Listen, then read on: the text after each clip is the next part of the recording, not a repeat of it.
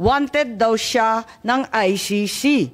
Pinadala lang daw sa kanila. As a matter of fact, under Article 97, Section 4 of Interpol's own rules on the processing of data, it is very clear that there are so many requirements before any action can be taken.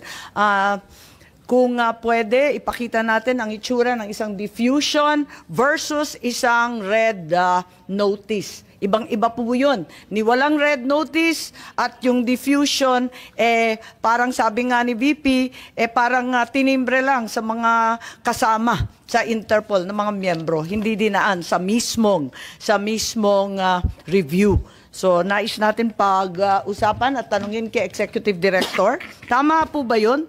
Diffusion is something not yet verified per the articles on processing data. Tama po ba yun? Kasi yan ang rules ng Interpol, hindi po ba? Ang diffusion po sa Article 97 ng Rules on Processing of Data is a standardized request Tama. to arrest, detain, or restrict movement Right. of accused.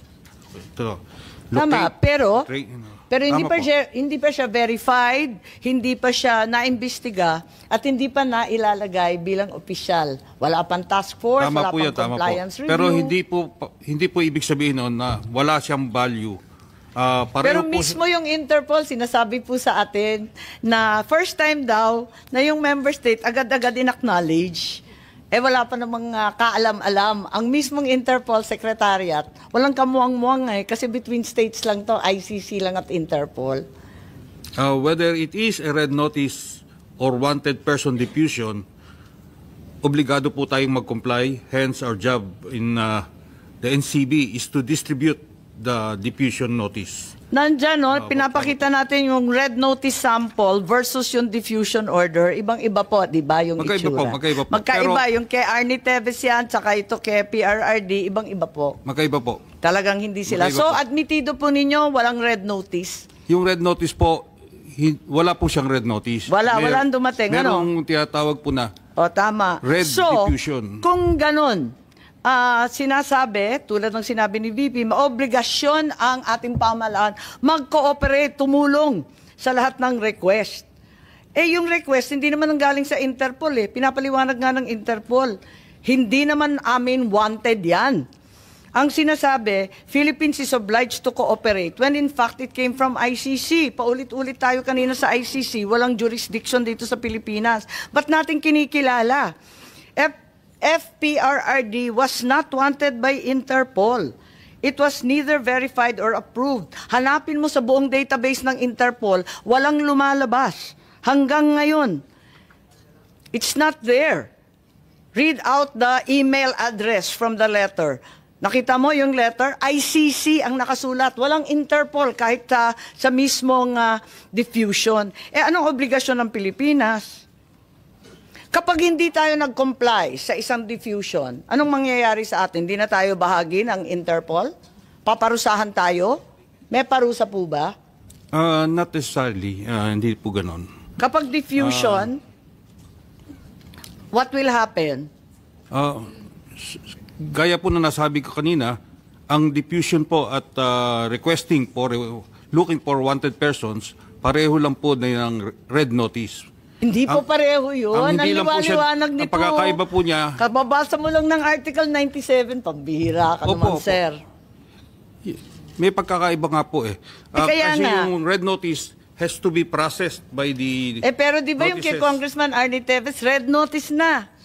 Ayan, dinadaan pa rin sa proseso ng maliit at mahirap na bansa katulad ng Timor-Leste. Ayaw pa rin nila pumayag. Dahil ang sabi nila, dadaan muna ito sa korte natin.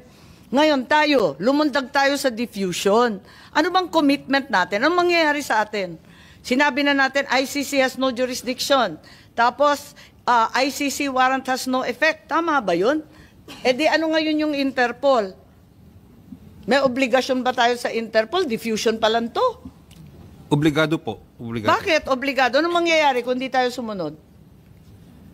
Katulad din po yan ng mga ibang red notices na hindi natin nakukuha, but obligado rin po tayo. Ano nga mangyayari? Anong parusa? Papaluin ba tayo? Tatanggalin ba tayo sa Interpol? Iisnabi na tayo ng buong kapulisan ng buong mundo? Hindi ko po masasagot yung gagawin ng Interpol sa atin. But masasabi ko po we have to comply with both the diffusion and the red notice. You have to. We need to. At we the need risk to. of what sanction? We need to. We need to. Yan po yung We Okay. exert our maximum effort to comply with those requests. Nakakagulat lang po dahil kasi eto nga may obligasyon daw pero diffusion lang to at sabi ng Interpol first time daw nga nila na diffusion pa lang lumundag na at inaresto na kagad. Pero parang hindi naman to biglaan kasi General Marbil may memo kayo ng March 10, di po ba? May memo kayo sa kapulisan na mag-mobilize na agad-agad. Libo-libong pulis ang pinamobilize kahit hindi pa ninyo alam na may warrant. Sabi ninyo, hindi ninyo alam Asan yung memo? Nariyan kanina, di ba? Aalala po ba ninyo yung memo na yan? But anyway, ma'am, Hindi, yung memo, tama po ba yan o mali yung binigay sa amin? 10 po ang nakasulat na date. Tama po ba yan? ma'am, tama po yan, no?